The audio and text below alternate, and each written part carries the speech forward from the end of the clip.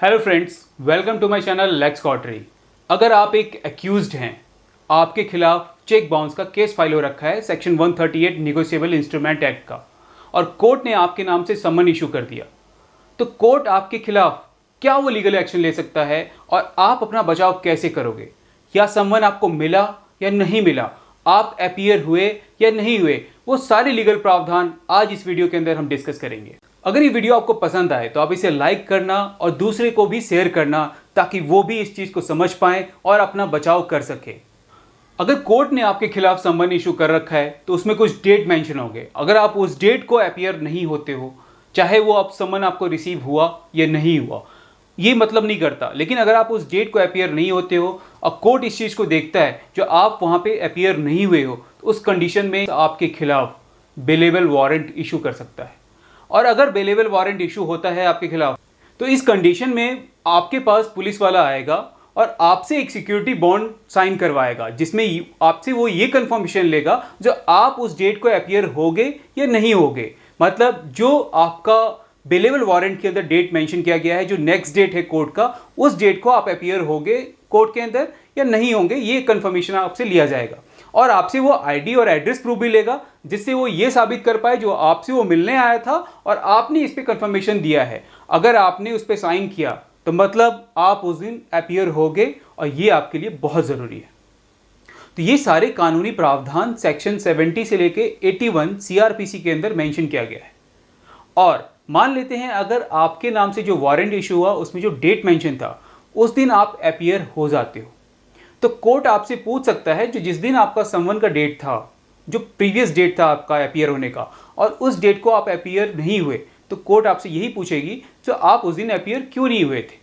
तो आप उस समय अपना कुछ ग्राउंड्स वहाँ पे रख सकते हो, और हो सकता है जो कोर्ट इस चीज़ को समझे और वहाँ पे आपको माफ़ भी कर दिया जाए। जनरली कोर्ट इन केसेस में माफ़ कर देती है। ये तो था केस, आप अपीयर हो गए कोर्ट में, आप अपीयर हो गए जो भी डेट दिया गया। लेकिन अगर मान लीजिए आप उस डेट पे भी अपीयर नहीं होते हैं, तो क्या होगा? ये वीडियो आपको पसंद आ रहा है, अगर पसंद आ रहा होगा तो आप इसे लाइक करना और सब्सक्राइब करना चैनल को, ताकि मेरा मोटिवेशन लेवल हाई हो और मैं आपके लिए इस तरह की वीडियो बना पाऊँ। तो अब आती है बात, जो अगर आप बेलेबल वारंट में जो डेट दिया गया है उस डेट को आप अपीयर नहीं होते हो, कोर्ट में पेश नहीं होते हो, तो कोर्ट आप पे क्या एक्शन लेगी?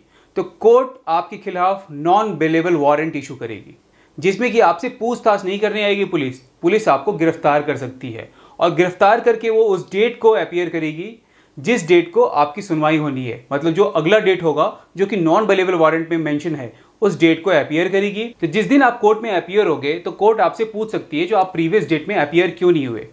जनरली कोर्ट ये सारी प्रावधान जो नॉन बेलेबल या बेलेबल वारंट जो इशू करती है, इसके पीछे उनका रीज़न रहता है जो आप उस केस में अपीयर हो, उस केस में अपना इंटरेस्ट दिखाओ, और ताकि वो उन केसेस को जल्दी से जल्दी सॉल्व आउट कर सके। तो जब भी आप अपीयर होगे तो कोर्ट आपसे जब पूछेंगी तो आपको वहाँ पे अपना ग्राउंड्स रखना पड़ेगा, जो आखिर आप क्यों नहीं आए।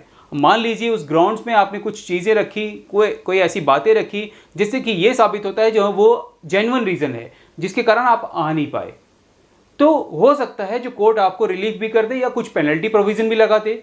और अगर कोर्ट इससे सहमत नहीं होती है नॉन बेलेबल वारंट के केस में, तो हो सकता है जो आपको 4, 5, 10 दिनों के लिए जेल भी जाना पड़े। अगर मान लीजिए आप जब समन इशू हुआ तब भी अपीयर नहीं हुए, आप पे बेलेबल वारंट इशू किया गया फिर भी आप अपीयर नहीं हुए, आप पे नॉन बेलेबल वारंट इशू किया गया और आप तब भी पुलिस के हत्थे पे नहीं आए, तो इन केसेस में कोर्ट आपके खिलाफ स्ट्रिक्ट एक्शन ले सकती है और आपको प्रोक्लेम ऑफेंडर बना सकती है। मतलब अगर मैं हिंदी में अनुवादन करूं तो आपको भगोड़ा साबित कर सकती है। तो आप कभी भी भाग करके, कभी अपीयर ना होकर के अपना सॉल्यूशन नहीं कर सकते हो। आपका अपीयरेंस ही आपका सॉल्यूशन है।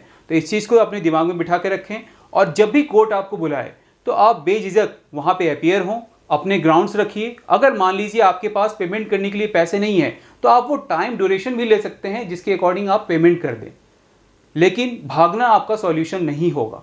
ये कुछ लीगल प्रावधान थे। अगर ये वीडियो आपको पसंद आया तो लाइक करना, शेयर करना, सब्सक्राइब करना और बेल आइकन को हिट करना बिल्कुल मत भूलना, क्योंकि आपका एक लाइक और एक सब्सक्रिप्शन मुझे मोटिवेट करता है ताकि मैं और भी लीगल वीडियो आप तक पहुंचा पाऊं। Thank you so much. जय हिंद, जय भारत।